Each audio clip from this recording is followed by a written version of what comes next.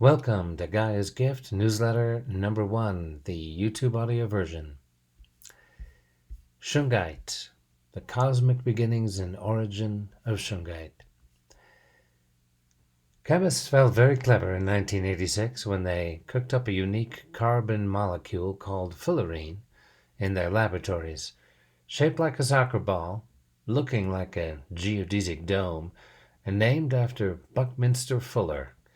The Bucky-ball won its discoverers the Nobel Prize, opening up a whole new playground for the field of chemistry with the existence of carbon-60.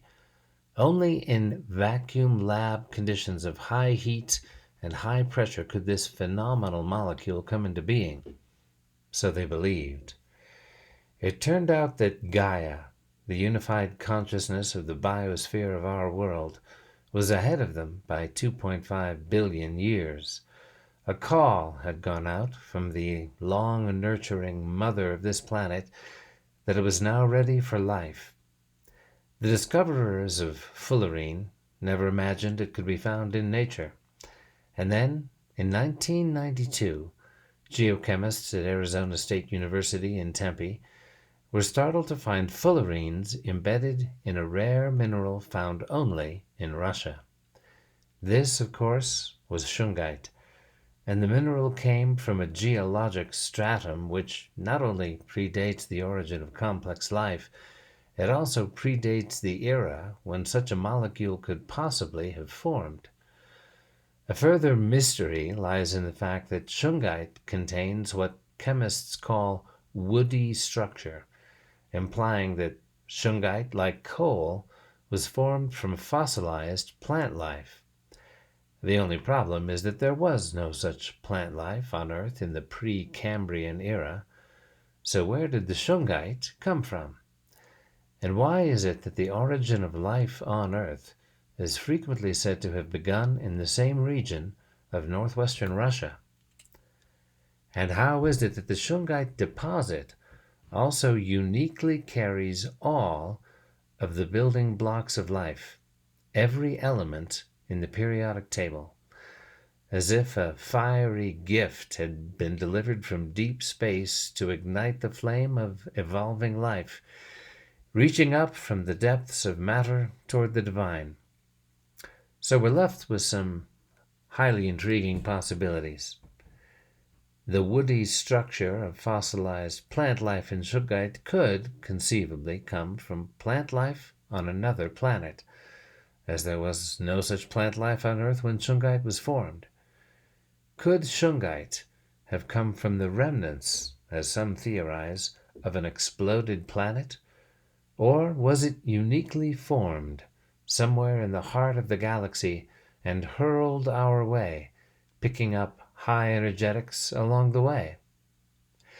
So far as we know, shungite is found nowhere else on Earth than the Karelia region of northwestern Russia. Could shungite actually have triggered an evolutionary acceleration in the origins of life on our planet? We know that shungite fullerenes attract and neutralize harmful free radicals and are a powerful antioxidant. Yet it also operates as a purifying field of energy. A certified quantum physicist has stated that shungite radiates a purifying field which extends many feet, depending upon the purity. It has even been described as infinite power in a finite object. If shungite did indeed originate on a long ago exploded world, does this imply that an entire planet once was covered with such a life-giving element? And what kind of sentient beings might evolve under such conditions? We now have a chance to find out. As the shungite field begins to flow outward to every corner of the earth, touching thousands more souls every day, water purified, bee colonies restored, anxiety replaced by serenity, and protection afforded against the toxic effects of 4G Wi-Fi and EMF, even as we band together to prevent the potentially deadly implementation of the 5G network from which shungite seemingly cannot protect us. Could it be, as Edgar Cayce prophesied long ago, that the hope of mankind would indeed flow out from Russia? Here at Cosmic Reality, we are pleased to suggest that you ponder such intriguing mysteries as you swig your healing shungite energized water while enjoying a piece of toast dabbed with shungite honey, working on your laptop protected from harmful EMF by shungite stickers, reading an article about the prevention of bee colony collapse through shungite nuggets. Enjoy the blessings of Gaia's gift. And in our next article for the first newsletter of Gaia's Gift, Wild Queens, Mystic Bees, and a Field of Dreams. Cosmic Reality's own Derek Condit makes an epic journey across the Northwest, leaving a magic trail of shungite-healed beehives in his wake. The small black particles of stone strewn at the entrance of the hive seem to act like a drug. The bees instinctively entered the hive only by the corner where the strange black mineral lay. Word had gotten round the small Oregon town that this young fellow Derek was spreading some kind of magic pebbles on the hives of the local beekeepers, hives which had been decimated by the global disaster of bee colony collapse. Rumor said the stuff was from a Russian meteorite, but anecdotal evidence was intriguing, and the beekeepers were desperate. If the colony collapse disaster continued, crops on which most of humanity depends, and of which bees are essential pollinators, would shrink to levels which would mean mass starvation, and which was already impacting dying orchards which this region had once known to be abundant. But the small mountain town was just the beginning of what would turn into an epic journey as Derek responded to the explosion of interest in shungite. His Johnny Appleseed quest to spread the shungite quantum field led him from one end of California to the other and throughout Oregon and Washington.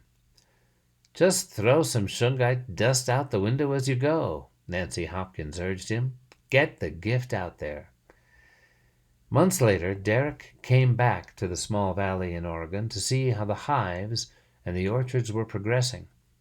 Already, evidence had persuaded industrial beekeepers in California to order the magic pebbles, and Derek was eager to see if these struggling local farmers in the Northwest were also seeing results.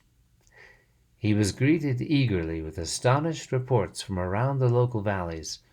Not only were once struggling orchards now so laden with rich fruit that their boughs were breaking, but the hives were thriving, with new queens and new wild swarms heading out to create hives beyond the beekeeper's control, hives which, strangely, were also resistant to colony collapse, even without the magic pebbles.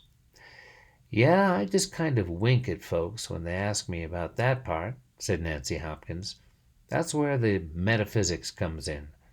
There's no logic to why the new swarms from the shungite-treated hives in the wild are also resistant to the damaging effects of EMF on the bees, even without further contact with the shungite.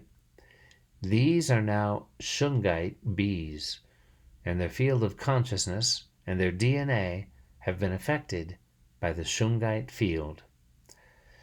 And so the field of dreams expands, one hive at a time, across America.